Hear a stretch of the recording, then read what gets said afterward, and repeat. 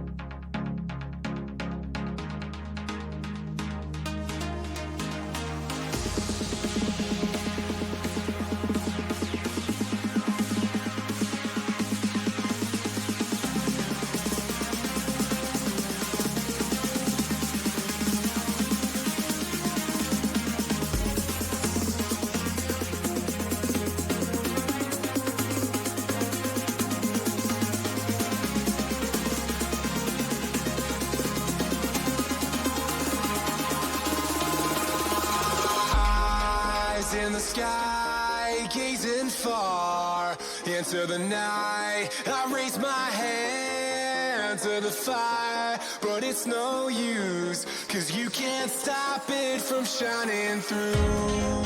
It's true, baby, let the light shine through. If you believe it's true, baby, won't you let the light shine through for you.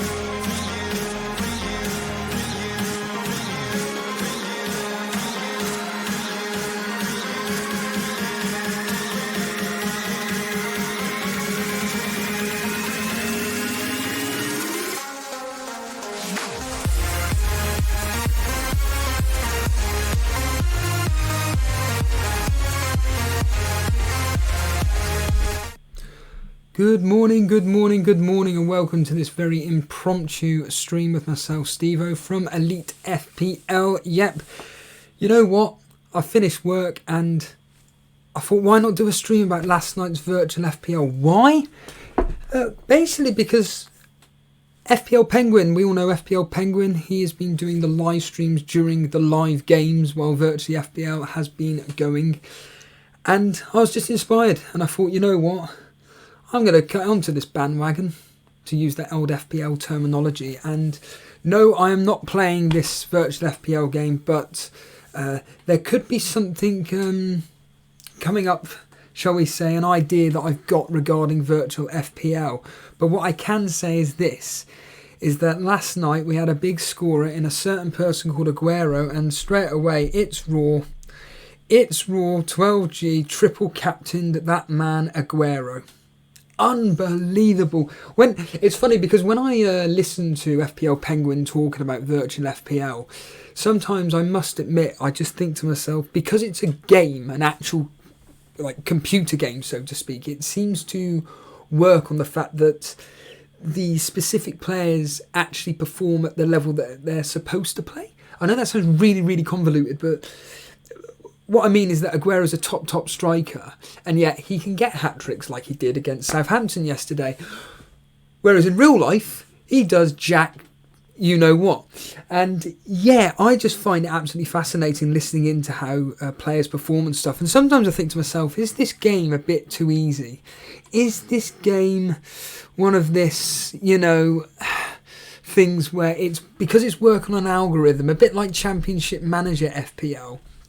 Is it working on this algorithm where their stats are so good that it actually performs to what those stats are going at? For example, yesterday when Leicester won 2-0 versus Burnley, I just thought, yep, we always lose to Leicester.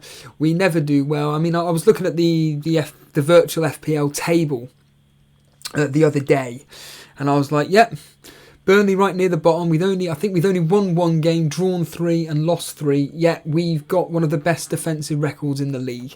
You've got Liverpool and Man City at the top fighting out for the championship, and then whoever else. Like I said, I'm not specifically taking too much detail into this particular itself, but it was because of FPL Penguin that's kind of encouraged me to kind of thought, you know what, I'm enjoying listening to this. But up on screen right now is, would you believe, third, that's right, third overall rank in virtual FPL, Manchester Reds. He's a regular face with us. He's also a regular in the Championship Manager streams with James from Planet FPL. But he's third. There's 3,280 people playing this particular fixture or this particular game. And Manchester Reds, congratulations. Just representing Elite FPL here, I'd like to think. You better be. Third. He was second. What I love about virtual FPL is that there's 4 game weeks within a week. It's great. I think, correct me if I'm wrong, chat, it's Tuesday, Thursday, Saturday, Sunday. The games kick off at 7:10, and it's every 10 minutes a match is played. And I have asked him to post his team and the team screenshots. Whether he's done it or not, I have no idea. I can check in a minute. But yeah, 3,280 people, he's third. So well done, Manchester Reds. You're doing something right. I don't know how you're doing in the real world, FPL, but who gives a stuff about that? We want to talk about this. Morning, FPL Fozzie. Welcome. Making the point, FPL Fozzie saying, referring to these players in the virtual FPL, performing to what they should be doing, whereas in real life they don't perform, i.e. like FPL Fozzie makes the point here. When Aguero missed a penalty versus Leicester. Spot on. It is ridiculous. I mean, Littman here, I can't show the message because it does contain a swear word, but Littman isn't happy with forget virtual FPL. He's more concerned about real FPL. Yeah, we'll come on to that in a minute. There is a bit of an update on the return of the Premier League. I do have my thoughts and opinions on that myself. As you can imagine, it's not good. It's bad. But I will go through what specifically happened last night. Good morning, Amanda Dillon. Welcome, my friend. Welcome. Thank you all to joining me on this just quick impromptu stream. But yes, let's just quickly go through what happened last night. And of course, like I said, FPL Penguin, he tries his best to be doing these streams every single game week. I encourage him to do it every single game week. I think it'd be a great way, as you keep going on about, to build your channel. I say do it every single bloody night, my friend. But here we go. Let's just quickly go through each match from yesterday, tell you what happened. I mean, it tells you all in person, thanks to, obviously, the guys themselves at FPL Virtual. It's all up on screen there. But yes, Arsenal winning 2-0. Aubameyang with 2 goals, assists from Pepe and Lacazette. It was a second half class from Arsenal as Aubameyang doubles sinks Wolves. Pepe and Lacazette getting the assists as Wolves have a bad day. Jimenez and Jota blanking. Abysmal performance from Wolves. Again, when I was listening to this, I was thinking, well, they ain't got Patrizio. Patrizio's what? He's out for 6 weeks, I believe. So they've only got John Rudd in goal. Is it Rudd or Ruddy? I can't remember now. It doesn't really matter. But the point being is that Rudd, whichever one of the Rudds it is, they're in goal at the moment. And to be honest with you, I'd be avoiding Wolves. In fact, when I'm listening to what's going on within virtual FPL, I've got my own thought processes like, well, if the Wolves ain't got their best, they ain't got their number 1 goalkeeper, they ain't got trust in that guy behind them, so they're going to be conceding all the time. So yeah, anybody that's got Wolves defensive assets, you know, Doherty, Bowley, Johnny, Saiss, get them gone. Get them gone. So yeah, Arsenal 2, Wolves Then we move on to, and this was FPL Penguins captaincy. It was Harry Kane. It was Bournemouth versus Spurs. Now, Bournemouth has the worst defence in the virtual FPL world. I believe they've now conceded, I think that was their 25th goal they've conceded in 10 games. I think it's game week 10. Someone please in chat let me know. I don't have a clue. But yes, Spurs beating Bournemouth 2-0. Of course, Mourinho shutting up shop again. I believe the algorithm tries to play it like real life again. I'm purely guesswork here, but I think they're trying to... because I believe Son was taken off. I don't know specifically when, but he was subbed off. And I'm thinking, come on, Mourinho. Come on. Go for it. Destroy him. But nope, he shut up shop. And eventually Kane getting his second goal. Only the one assist in that game from Dele Alli. Super Kane, he rises to the occasion to sink Bournemouth, getting a brace as Dele Alli gets a return. It was a bad day for Lamela and Son as they both blanked. Absolutely. And it just says here quickly, forget Bournemouth, we shall leave them. They are woeful. Bit like real life. But of course, here we go. It's Raw. This is your time to shine. So it's Raw, 12G. My friend, you get... Even when I listened to this yesterday, I was... Sorry, not yesterday, this morning. When I was listening and I was just thinking, I can't believe Aguero's gone and got a hat-trick. Like, he does jack... Whatever. He does jack for me in real life FPL. When it comes to this, he goes and gets a hat-trick against Southampton. Yep, Man City winning 5-0. Aguero 3 goals, Jesus and Sterling. The assist being Silva, Sane, that's David Silva. Sane, I wonder what he's like in this game. Kevin De Bruyne and Sterling. And he finally shows up. Aguero finally hits the mark. The striker getting the hat-trick as Man City thumps Southampton to pieces. Sterling also given a haul of 12 points. 12 points for Sterling there. I wonder if many people... Because the way I see this game at the moment is if I was to set up a team, and I will talk about this in a minute. I'm seriously thinking of just creating a team to essentially do a 4-game week mini head-to-head battle with FPL Penguin. I'll explain more in a minute. That's not concrete, that's just a thought process that I had this morning. But I'd be going just a 3-5-2 formation, probably Alonso, Trent and some cheap defender, get 5 of the best midfielders and 2 up front with Aubameyang and Aguero. I know my budget's going to be about 150 million. I can't afford it. I'm fully aware of this, but that's all the fun about fantasy football. But moving on to Leicester versus my boys Burnley. Of course, like I said, I already mentioned it. 2-0 to Leicester. Vardy, I know Penguin was a bit disappointed with that goal, but yet Vardy's scoring. But I know he went off injured. I do know he came off injured, so and he's back in game week 13, Jamie Vardy. So if nobody knows that, which I doubt, but you never know.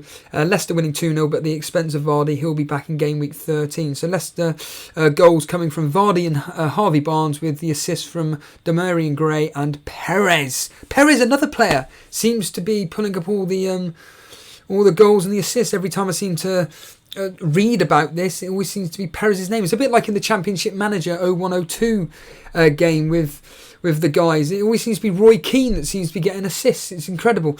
An easy win for Leicester as Vardy party stalled halfway. The striker scored and went off injured as Barnes, given his virtual fantasy Premier League, all smiles with another good show. Perez and Gray with the assists, and Burnley were bad. Doesn't surprise me. We never do well against these top 10 teams. It's always the bottom 10 teams, and there we are there.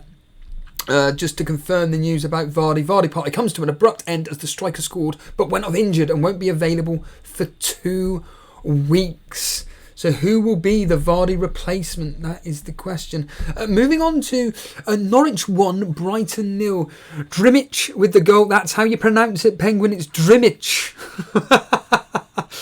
No assist given to that. A pookieless Norwich stun Brighton. Are you sure about that? I don't think it's a stun at all. Brighton absolutely tragic. Stun Brighton as Drimich comes up with the goods to give Norwich a vital win in a very tame affair. Byron performance earned him man of the match. And just a quick comment here saying that Buendia blanks. Time to get rid of him, managers. I know that he's top assister, but as Penguin was making the point there, without Pookie up front, is his assists now going to be drying up? And now this is another player that I've noticed that seems to be performing really, really well. It's Martial. Man United winning away at West Ham 2-1. Yarmolenko scoring for West Ham, but it was Martial and Greenwood coming up for the goals for Man United, and it was just a Snodgrass assist for Yarmolenko and Rashford with the only assist for the 2 goals for Man United. In the absence of Fernandes, Martial delivers again. Get him on. Get on him, lads. Martial delivers again as the midfielder scores and gets 3 bonus points to give United victory. Rashford just getting the assist. Pogba blanked though and was not involved in the game that much. I know that Bruno Fernandes is a very, very, very popular pick in this particular thing. What is it? Like, he seems to be scoring a goal and assist every single game. Moving on to 2. Oh, God. 2 grim teams here, but whatever. Crystal Palace do seem to have a decent defence. I believe Van Aanholt seems to be doing very well in the game, but they beat Everton 2-1. Richarlison giving Everton the lead, and then with Walcott the assist. Zaha, Joel Ward and Schlupp with the assist there. Palace come from behind to win as Zaha and Ward score. Zaha continues his good form as Richarlison scores for Everton early on. And Zaha is on the rise. How many people? What I do like about this game as well is that there's no price rises. It's great. No price rise at all, so you don't have to worry about, God, do I bring him in? Do I not bring him in? I know this was the final match of the game, and I know Manchester Reds, he made a comment here saying that he was second at the beginning of the game week, so he was second on, what would it have been, Thursday evening. He says this, he was second at the beginning of the game week yesterday and then went up to first until this specific game we're about to talk about now, because Chelsea kept a clean sheet, so he went down to third. So he could have been first if Chelsea had conceded. That's nuts. It was Baldock. A penguin calling him Baldock. It's Baldock, my friend. Baldock getting sent off. Sheffield United 0, Chelsea 1. Jorginho with a penalty. Mount being fouled. Baldock sees red as Jorginho penalty gives the Blues the win. A blank for Abraham as Alonso picks up another 6 points. I know there's a lot of discussion about this next player or next players. And it is, of course, the Mane and Salah debate. But Salah again, double-digit haul. It's crazy. I would not be caring about anything. I'd be having Salah, Mane and Trent in my team if I could. So here we go. Liverpool winning 2-0 away at Aston Villa. Salah and Mane with the goals. Henderson and Salah with the assists. Salah, as you can see, they're getting 14 points. Liverpool routine win as the main man. Salah scores and gets an assist to give another haul to his owners. As Mane also gives 10 points to his owners. Time to go with Salah till the end, the guys are saying on Virtual FPL. Who knows? But yeah, I'm liking this. I'm really liking this Virtual FPL. I think it's a lot of fun. I'll just quickly put that up on the screen at the moment regarding Aguero. I know it's Rule 12G will be loving life. I mean, there he is there speaking just a few words there from it's Raw and saying fair play to Manchester Reds. It's Raw saying that born for shocking in this game. I was and saying he was really lucky to be triple captaining Aguero. Joel Ward scoring in 2 consecutive games. He's only 4.3. Get on him. But then again, what would I know? You seem to be doing exceedingly well. Let us know what your rank is. It's Raw. Tell us what your rank is in the game. I think you said you went up to like 500th or 300th. I can't specifically remember. But I did say I was going to promise you some news from the Premier League that came out. Obviously, there was a meeting the other day. It was on Friday. And I'm just going to put up a few screenshots of specifically what has seemed to have come out of this. I'll give you a few thought processes myself. So I'll just quickly bring up on screen exactly what was said so you guys can read it if you want. And it's Raw just quickly saying 299th. Not as good as Manchester Reds, eh, mate? Well, to be fair, if I was playing this game, I'd be 3,000th. So, no, mate, I'm telling you now, it's Raw. Essentially, 300th in the top 300 in this game. brilliant. Absolutely brilliant. So moving on to this Premier League potential return on the 3rd of June, or June the 8th, more to the point. Liverpool are, this is what supposedly has come out of this specific meeting. Liverpool are understood to be keeping their own counsel during the ongoing meetings between Premier League clubs. Executives of each top-flight side are congregating for weekly video conferences every Friday to discuss the Premier League's future amid the global pandemic. Project Restart, which I did a stream about the other day, was revealed this week with a provisional return date of June the 8th, the key word being provisional. Penciled in and training to commence in mid-May. The first official meeting between all 20 clubs took place this Friday just gone, but it is understood that it was not received with universal positivity. Of course it blinking wasn't. While the big 6 clubs were all insistent that the season could not be cancelled, a number of rebel sides opposed a number of ideas, including the prospect of playing at up to 10 chosen neutral venues in particular. The Athletic reports that 3 clubs have already rejected the idea of their stadiums being used. Bournemouth, Southampton, whose St Mary's ground was widely reported to have been chosen, and Watford have all started extensive work on their pitches and thus might be out of the running. It is added that Burnley, Crystal Palace and Everton were generally more relaxed. Well, of course we are, because we're all safe. About the proposal, suggesting that Arsenal, Chelsea, Liverpool, both Manchester clubs and Tottenham might have some support in their quest to resume their season. Well, of course, because they don't. Essentially, all the teams that got something to play for are going to want the season to continue. All the teams that couldn't care less, i.e. Burnley, Everton and Crystal Palace, they couldn't care less. Yeah, do whatever. And then, of course, the bottom 6-7 teams, they of course they're going to have a say in this whole stinking affair. Those 6 clubs were said to have been particularly quiet on the call, and even may have formed a separate group to discuss the issues at hand after being potentially briefed of the details discussed ahead of time. Liverpool have specifically simply stopped talking in these meetings and maintain a sphinx-like look. Of course, Daniel Levy has also been predictably difficult to interpret, although it is thought that Tottenham's incentivized contracts mean he's leaning to calling it quits on this season. Again, I wonder why, because you're having a shocker. So yeah, there we have it. I'll just give you quickly my thoughts on what I think about this whole return to the football season. I think it is disgusting. I think that the way the UK has dealt with this has been an absolute travesty. I think it's bordering on criminal, to be honest with you. I'm very, very, very angry about the way the British public have dealt with this. I think that the government themselves have they haven't backed the authorities.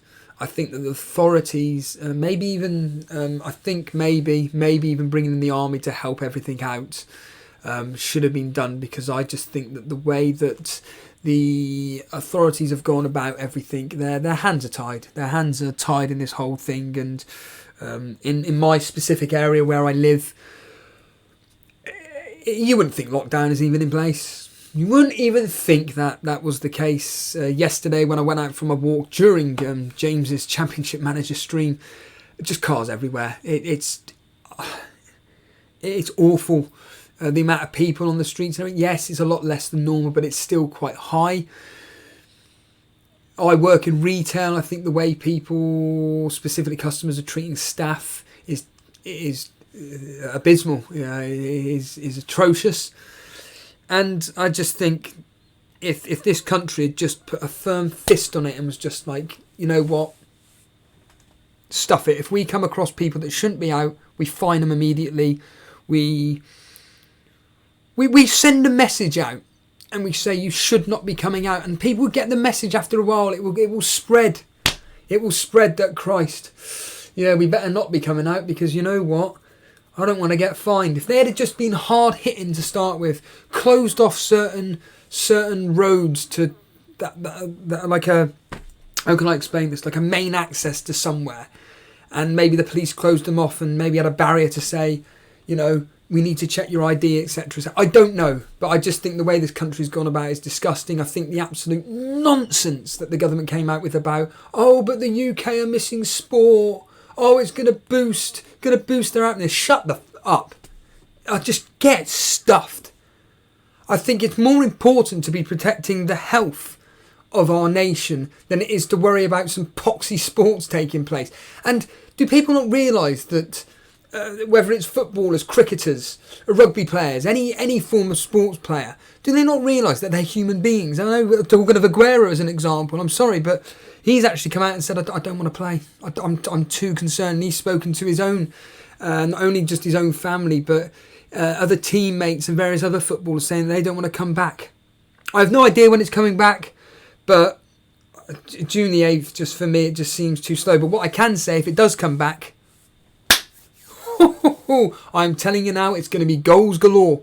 It is going to be goals galore. Do you really think that we're going to be seeing games between teams like, oh, we better shut up shop here because I don't want to lose this match? Forget that. It is going to be, I reckon we're going to see, we're talking like 7-5s and 6-3s and, Liverpool winning the title because they've just... not only have they just gone and beaten someone 6-0, they've just gone and had a storming match with, I don't know, Crystal Palace for argument's sake, and they've just gone and battered them 7-1. I don't know, but I can see these behind closed door matches, if it does come to this, which the more we talk about this, the more it saddens me to say it seems to be coming to fruition. I think from a real life FPL perspective, when the game comes up, I think we could be seeing a lot of points coming in. I think this is going to be... It has already been a very, very strange season from a fantasy football perspective. But specifically, whenever the football returns and the game uploads and it's back to reality of however the game does it, will it be game week 38 and then just... one giant game week? Is it going to be game week 38, 39, 40, 41? I don't have a clue. However, the people behind the scenes have got to be dealing with this. They've got to be coming up with some contingency plan where it's like, yeah, I think we're going to have to do something because there's a lot of people like me that have got all their chips in place. Yes, I'm doing rubbish at the game. I'm not going to lie. I'm doing absolutely pants. But the point being is that I've still got my chips in play. And it's not just me. I was listening to a wonderful one. If anybody wants to check this one out, the FPL Surgery guys, they did a podcast with Jay Eggershoff. Fantastic. Absolutely superb content. Really, really enjoyed their show. And Jay has got, I believe he's got all his chips in play. He may have used his triple captain, but he's certainly got his... almost certainly got his bench boost wildcard and the other one free hit or wherever it flaming is in play. So, and he's 2000th in the world. So yeah, there's a lot of people that have got a lot to at stake here regarding the real game. But the priority is essentially this: make sure that we're safe. That is the simple solution. We need to make sure we're safe. And people like James from Planet FPL have basically said, and do you know what, I pretty much agree with him. Starting next season, just restarting next season, and just until we get this season done, we can't do anything with the following season. Just a quick plug actually to Planet FPL. I'm hoping this better work. You know what I'm like with technology, but I'm hoping this works. On the 23rd of April, these guys are doing a 24-hour stream. That's right. Planet FPL are doing, it's incredible, a 24-hour stream. And I cannot wait for it. I really cannot wait for it. And of course, I thought they pinned the tweet. I thought they'd actually pinned the tweet, so I can't actually... I won't be able to find it now, but all I can say is that these guys are going to be doing a 24-hour stream on the 23rd of May, and it's starting on the Saturday at 6 a.m, and they will be... Oh, here we are. It's there. I thought they had a picture for it. Okay. No, it's not specifically the tweet itself, but whatever. The point being is that it'll be starting at 6 o'clock on May the 23rd to Saturday and finishing obviously the following day, Sunday at 6 a.m. I'll be able to listen to, and I really will be. And I'll be donating. I hope you guys will be able to donate as well. I asked James on his stream the other day what they're doing about the donating side of things, and they're setting up a website or whatever the procedure is. They're going to be setting up something for us guys to be able to donate. And I'd like to thank everybody that's part of the Elite FPL community, anybody that's watching this live right now, or anybody that's watching on the replay that's listening to this precise moment. I'd like to think that you guys will help support those guys with what they're doing, because I certainly will be. I'll be able to listen to their stuff in the morning at work. I'll be listening to it on my journeys back. Essentially, I'll be able to listen to virtually the whole 24 hours. How crazy is that? Now, I'm not going to proclaim that all of it's going to be for me. Some of it, like the quizzes and stuff, I may tap out. I'm out. Unlike Austin against Bret Hart, there's one for you, Drazera, or Mr. Reed. But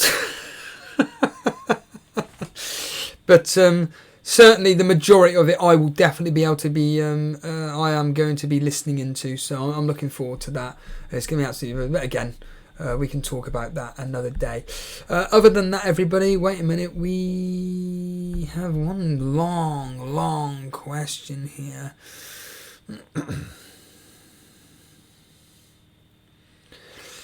Akadu, why don't the league just cancel football until next year, then carry the points over for all leagues, meaning no relegation and not as much financial impact, then carry the points over and start again? I think it's... Well, really, I understand what you're saying, but I just think that... I don't know, I just think that these clubs are just such... I don't have an answer. Do you know what? I don't have an answer for that. I've read your comment out, and I don't actually have a specific answer for that. All I will say is that, as we all know, something needs to be sorted with this whole dilemma at the moment regarding the return. To be honest, like I said, I think until... any country, I'm not even talking about the UK, any country, whether it is New Zealand, Australia, Germany, Poland, the UK, America, whatever, until we get everything back up and running within reason to normal, I just think for now, let's just calm ourselves, because I just think that the return of the Premier League is just a nonsense for now. Specifically, like I said, for the June the 8th return, which is, 4-5 weeks? I think it's just ridiculous. Anyhow, I think I'm going to end it there. I do appreciate everybody watching this right now. Just a quick reminder that, like I said, Virtual FPL, Aguero went and got his hat-trick. Friend of the show, it's Raw, he had him triple captained yesterday, and as I mentioned at the start, friend of the show, regular contributor and all things Discord, Manchester Reds. He is, as I bring it up on screen right now, he is 3rd overall rank for all you guys. Participating in the Virtual FPL, Manchester Reds, friend of the show. He is 3rd overall rank, and of course you've got a game week tonight. And Penguin, if you're watching, you know what to do. You do a live stream tonight, because I want to be listening to it to work tomorrow. And I completely agree with Akadu. Do you get the idea with that? The priority is to keep people safe. Absolutely, pal. And on that note, I'm going to wish everybody well. Have a good Sunday, and I will see you, God knows when, for the next impromptu stream. Cheers, guys.